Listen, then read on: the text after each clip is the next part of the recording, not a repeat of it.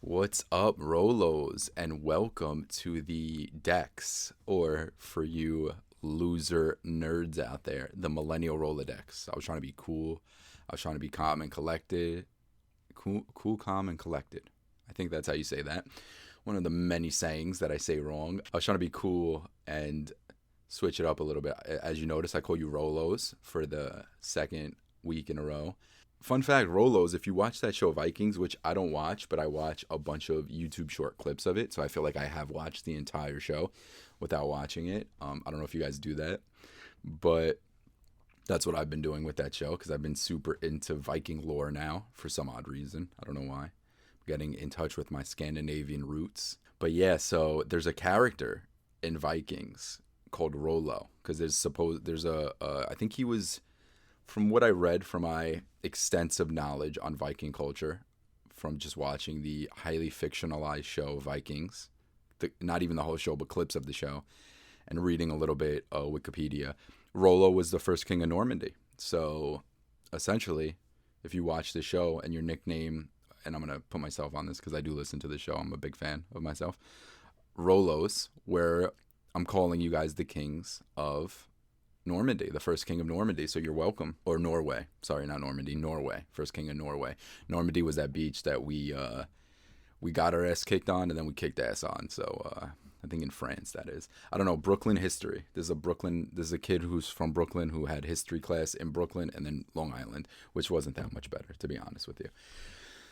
So all I have to say is happy Sunday, guys. Happy Sunday. Little history lesson. Rollo, this is what you learned so far in 2 minutes of the Millennial Rolodex. Rollo was the first king of Norway.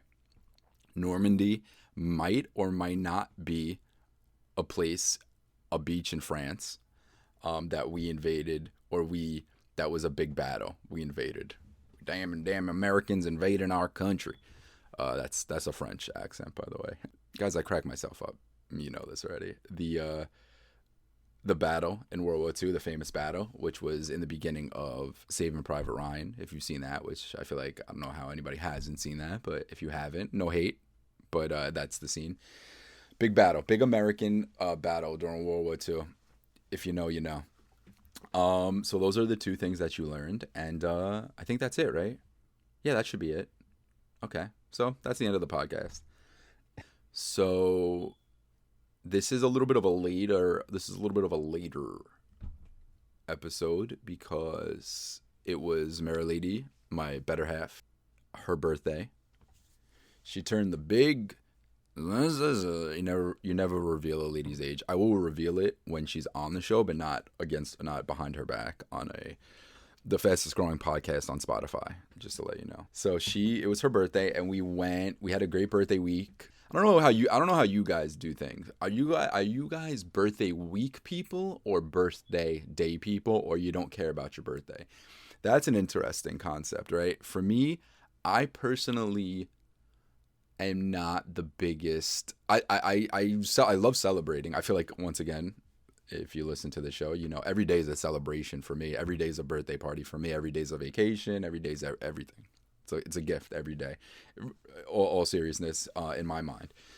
So a birthday is just another day to celebrate with people that you love and people that you care about and people that you like people that you have a good time with, you know. So I think that I'm not like a big it's my birthday, so I have to do something crazy on my birthday. You know, I could do anything on my birthday as long as I'm with people that I love and care about, and that's pretty much it, you know.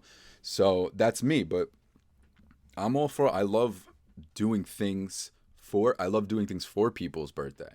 So for instance, Mara Lady, what we did, it was her birthday week. So on the Saturday before, we just do a couple little things. You know, we went to me and the Primos, our cousins, niece and nephew, friends, all of us. We went out bowling, and I haven't been bowling in a goose's age. Now, don't know if that's a saying, but if it's not, you heard it here first, people. So we went bowling. We went bowling, and it was great. It was a fun time. Another thing, millennials, we need to go back. We need to start bowling again because that's something so crazy from our childhood.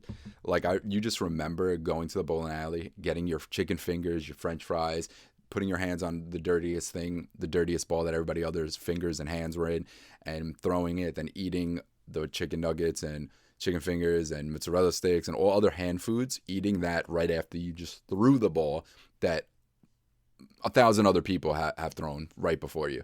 So, and we're great. We survived COVID. We survived all these places. We survived all these things, guys. So we should be good.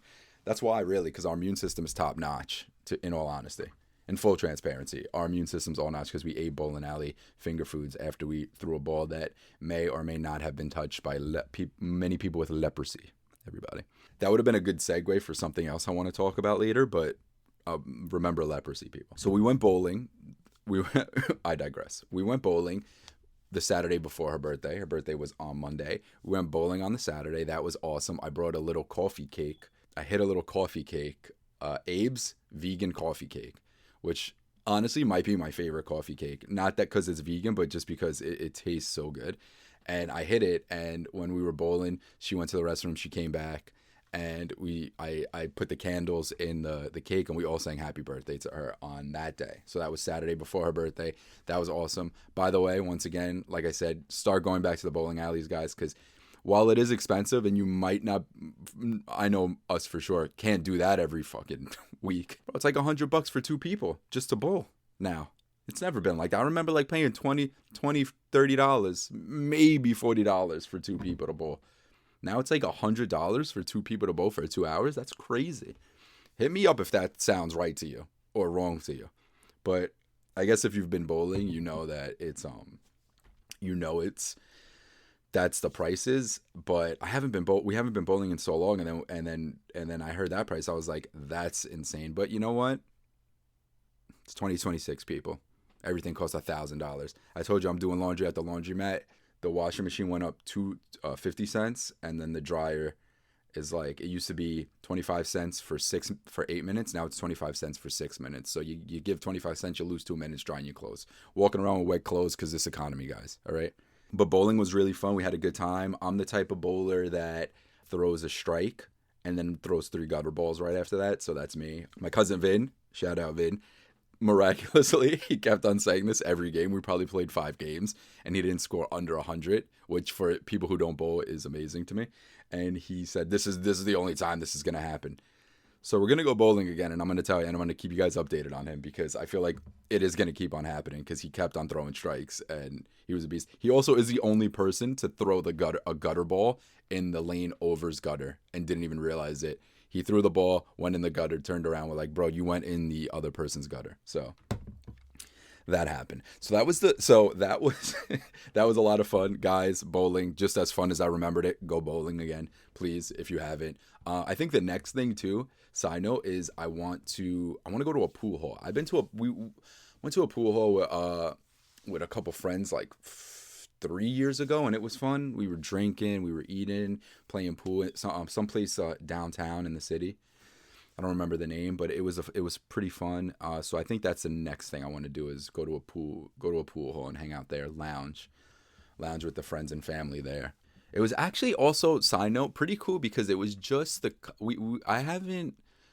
cousins, like me and my cousins really don't throw things just us together and hang out together like that because we have our own friends, you know, some of us in Brooklyn, Long Island, all over, and it was really fun to plan things like that together, you know, plan things with just us, you know, and like fun friend things, even though we are friends, but obviously we're cousins, but to have a nice communal family friend thing that doesn't have to do with like the whole family getting together, even though our family is very close too, and that would be awesome as well. But you know, so that's that. We did that the first day, and then Monday was her birthday. I had work. She didn't want me to stay home. I would have stayed home because, you know, priority over here. The lady's the priority, everybody. If you guys, happy wife, happy life, guys. I never met a guy with a happy life before, so what does that say about their wives? JK, I kid. I might be in a little bit of rare form right now. That's because I just had Black Rifle coffee for the first time, and the reason why I got it was because it had a Sasquatch with like night vision goggles on and a mug of coffee, and I said I need to get that cup of coffee because I will buy anything with Sasquatch on it. I love Sasquatch. I just realized that when I saw the cup, when I saw the coffee. I was like, oh wow, yeah, I'm a sucker for Sasquatch. I'm a sucker for Sasquatch. There you go. That's the tagline for this episode. I'm a sucker for Sasquatch. Just a quick sip of the Sasquatch coffee. Very good Sasquatch. Keep it up. It's called Tactisquash by Black Rifle Coffee. Very good, very strong. Punches you right in the gut. I love it. That's why I'm in rare form now. So Monday, I go to work. I come home, and then we go because it's very low key, you know. Also birthdays, guys, and this is something that I'll say. This is a birthday dedicated episode. Birthdays, you have to know who the birthday's for, and you have to know yourself and know what you want for your birthday. If you don't like big parties, don't throw the person the big party if you're not the person, and don't think you have to have a big party. However you want to celebrate. It's your birthday. You could cry if you want to. Celebrate your birthday however you want to celebrate it. So I came home. My lady, you know, we did low-key things. We wanted to do low-key things. So we went to the store and we got little cheesecakes and little desserts. And we sang happy birthday on her birthday. And her birthday. And then the next day, it was Tuesday. We had a birthday. We had some of the treats left over. So I said, happy birthday week, day number 2. And I sang her happy birthday for her other dessert, her leftover dessert. And that was it. And it was great. And that was it. And then we kept it very low key because then Wednesday we went up to upstate to my uncle's house. And we stayed there until Friday midday. So Friday afternoon. I don't know why I just said midday, but Friday afternoon we stayed there till midday. I'm British now, guys. I go upstate, I turn British. Friday midday, and we stayed up there, and I got to tell you, it was amazing. My uncle, my aunt, the best. They're the best. We just chilled. He lives by the Catskills. I don't know if that's where it is. There's a mountain. I don't know. I'm once again a New York kid, but I love upstate in general, and every town upstate. Like I think upstate is the most beautiful place. Just something that connects. It's so magical up there. It just sounds crazy, but I'm a crazy hippie, so it also goes to it also there's something to say about like during the 60s when the New Age movement, which was like a lot of the crystal stuff, like the Eastern Buddhism stuff, Hindu stuff. A lot of those places opened up, and a lot of like monks and stuff moved up to the mountains up there, like yoga places and stuff. And when you go to the towns now, still there's a lot of New Age stores, like crystal stores and stuff like that. So there is something up there. Woodstock is not too far from where he lives, and fun fact, there's I don't remember the name of it, but the oldest, I think, fossilized forest in the world, not just New York, is found about, I'm gonna say like 10 to 20 minutes from their house. So there's something really cool going on up there. The vibes, you just feel better. You're in nature. The trees are healing you. And we went on a little hike. We saw a waterfall that was like, because it was icy and it was a little snowy. It was like frozen, and we went hiking in there.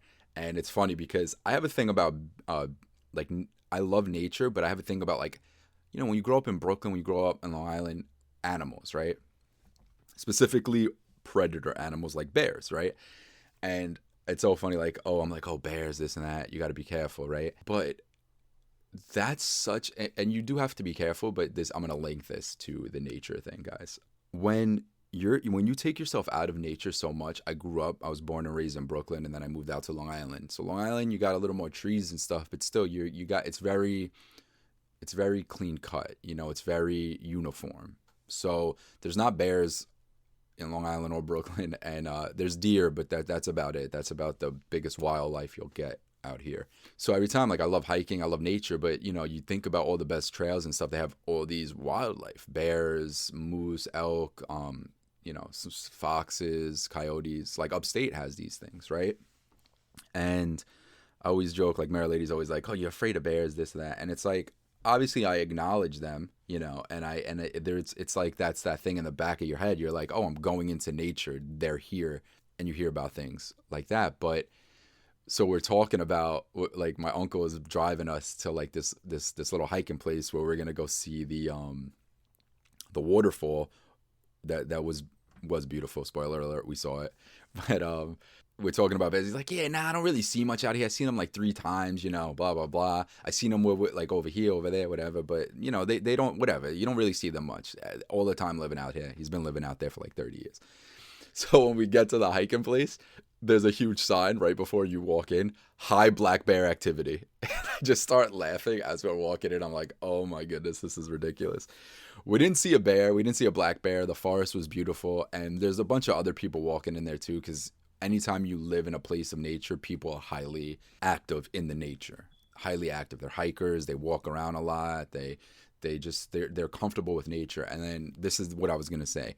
As we walked in more and more, I noticed I wanted to go deeper and deeper into it. And I felt more at one with nature and less afraid of everything around, because this is my belief. We are part of nature. So once we get reacclimated to nature, we feel connected and we feel at one with nature, harmonious with nature. And when you get out of nature, when you go to Brooklyn or like a city, a heavy dense city area, or even like a suburb that is not very nature, there's a lot of nature on Long Island, but like you have to go venture and find it. You feel so, I'm scared of nature. I don't like nature. It's like a lot like Plato's cave in a lot of ways. If you know what that is, Plato's cave is I'm going to butcher this, but it's kind of like Plato, the ancient philosopher, Greek philosopher. He said that people are staring at a wall, and the wall, there's shadows cast that make the outside look scary. But then all they have to do is get up, walk outside of the cave, and realize that those shadows were just made by things that aren't scary, just to scare them. And now everything outside the cave is beautiful and nature, and on the other side of that is real knowledge. I would say that's my interpretation of that in this moment.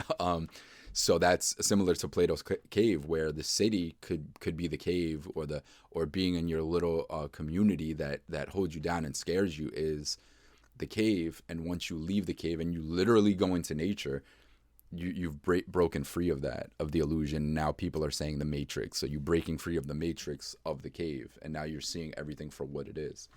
And what I've noticed is, honestly, that's like a lot of places though. That's like a lot of things. Like when we went to Italy, we went to Naples, we walked around. We didn't go to like all the tour. We went to like, obviously, Scapanopoli, which is the big street, Spanish Quarters, all these places where everybody was so amazing, so nice. But then we walked all over. We walked all over Naples and Rome. And even the place that we stay at, Portici, which is right outside of the Naples city, we walked all around there, and we just felt so comfortable and good and at home. People said, oh, you got to be careful of pickpocketers, this or that. And it's like, yeah, you have to be careful everywhere you go. But we didn't feel unsafe anywhere we went. That also reminds me, see all these things linked to each other. This is my mind. That also reminds me of, we were watching a podcast. We were watching a documentary with Ken Casey, the guy who did the electric Kool-Aid acid test, the guy who was distributing acid all throughout America from the 60s, in the 60s. Before Woodstock and a little after, probably, I would say. And they went to a nature preserve.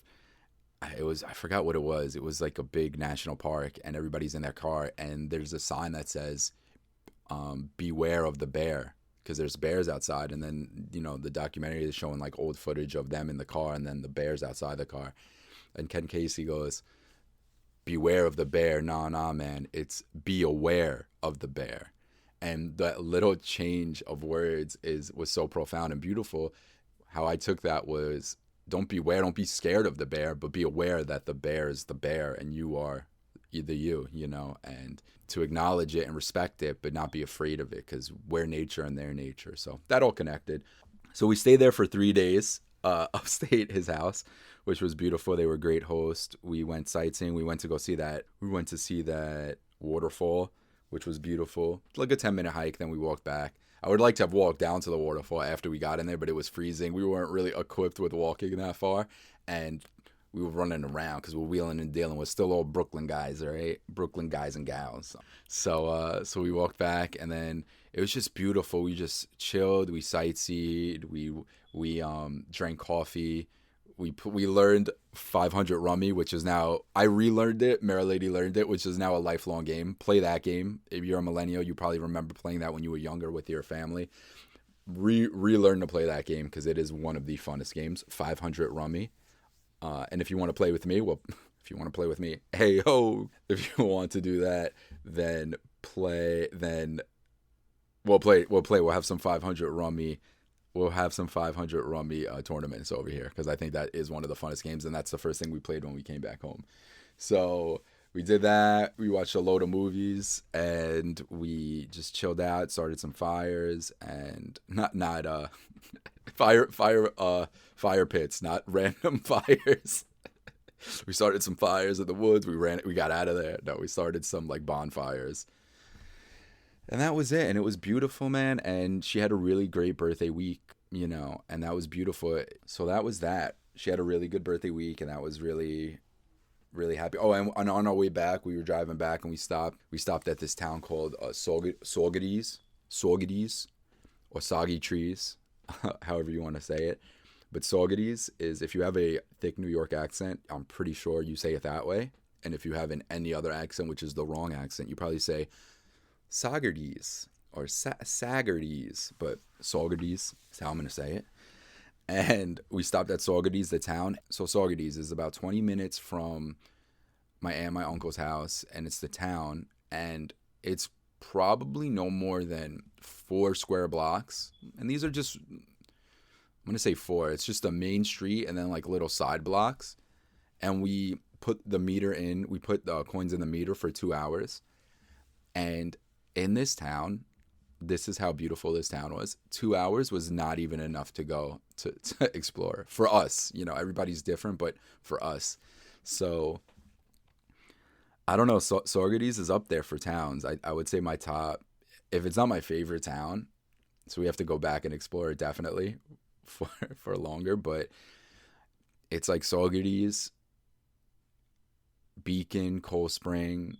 Nyack is amazing. We haven't been to Nyack in a little bit, but Nyack's amazing. Terrytown, but I think Saugerties for now takes the cake, and that's the problem with upstate for me. It's like every place I go is my new favorite place. But for sure, Saugerties is one of the best towns I've been to. Just bookstores, a bunch of antique shops, a bunch of retro places. There was an antique shop, and in the back they had a recreation of, no joke, a 1990s bedroom. Like they had Sega Genesis hooked up already to a tube TV. I played a little bit of the Lion King Sega game.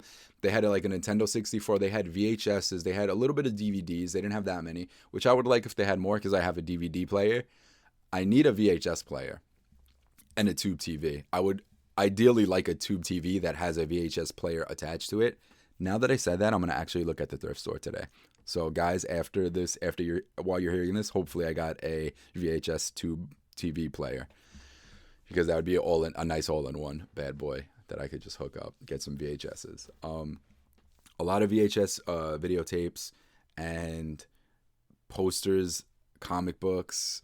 It was a millennial paradise back there, and then you walk through it again, and it's an antique shop with all these beautiful antiques in it. It's beautiful. There was, like I said, the bookstore that was kind of like a cafe. It was an independent bookstore, but it was more of like they had newer books and they had older used books, but it wasn't a used bookstore per se. It was just a independent bookstore, so it's not a Barnes and Nobles essentially. And then around the corner there was a used bookstore, which was awesome. It had 2 levels. They had a bathroom you could use. Spoiler alert. I love when a place has a bathroom that you could use. That's just my favorite thing, because it shows that you're humane and you don't, people are in your town, they have to use the bathroom. Hopefully they use it respectively, which we always try to do. The cool part about this place too is, like, in the bathroom there are books on the shelves. There's bookshelves and there's books on the shelf. So I guess you could buy the books from the bathroom as well. So that's smart. Then there was a coffee shop, another coffee shop. There's a bunch of food places. It was just, and a bunch of antique shops still, and nice, health food places. I mean, it was just a pop in town, and it was not that big, man. I'm saying if it was just really one main street and then like 2-3 little side streets, and I'm telling you, 2 hours, we could have been there for the whole day. So Saugerties, if you guys want to go, that's a great little cute, quaint little town to go to. And then we got home, and that was her birthday week, and that makes me happy because obviously, the people that you love, you want them to have a good time and you want them to feel good on their birthdays. Birthdays could be very hard for people, but I think that I know she had a good birthday week, and thank you, Uncle Charlie, Aunt Jen, for that also, to shout out their names. They were great hosts. They're such great, beautiful people, and it was an amazing and a really fun, beautiful time. Felt like a little retreat up there, a little Zen retreat. What else? What's else on the Rolodex? Oh, the leprosy thing. Yeah, right. So listen, I'm a movie head. I'm gonna talk to you about 2 movies. I didn't write anything down. I didn't prepare anything. While we were up there, I watched for the first time Dances with Wolves with Kevin Costner, directed by Kevin Costner. We watched that, and I got to tell you, 3 hours long. Came out in 1990. I decided this is going on for a little long right now. I think what I'm going to do is have you waiting. I'm going to talk about Dances with Wolves. This is the next episode. All right. The next episode, I'm going to talk about, we're going to discuss Dances with Wolves, Braveheart, because we watched Braveheart out there, and we're going to discuss Lake Placid, those 3 movies. So if you want to follow along and watch the movies or look up the movies, do that. But that's going to be next week's episode. So I love you guys. I hope you had a great week. This is a little bit of a later podcast, a late week podcast, but I love you guys, and have a beautiful snowy day. It's still snowy out there right now. Maybe it probably stop by the time you hear this, or it might not even be the same day. Who knows? We're living in a crazy world, people. Love each other. I'm gonna put this message out. Love each other. Be kind to each other. Disagree with each other. That's fine, but respect each other. I love you guys. And just always remember this. I'm a sucker for Sasquatch, baby.